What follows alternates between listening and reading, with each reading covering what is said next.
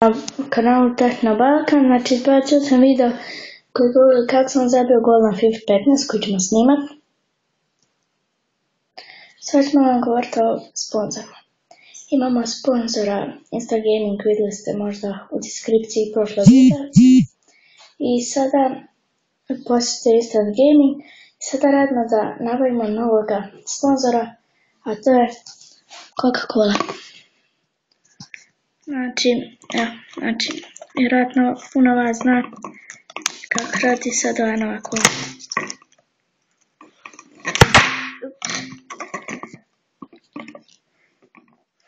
Evo ovako ćemo.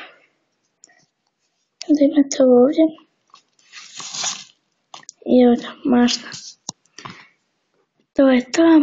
Kad sakupimo još nešto, samo kad sakupimo 5 subscribera, radimo room tour. To je to sve za ovu epizodu, vidimo se u sljedećem.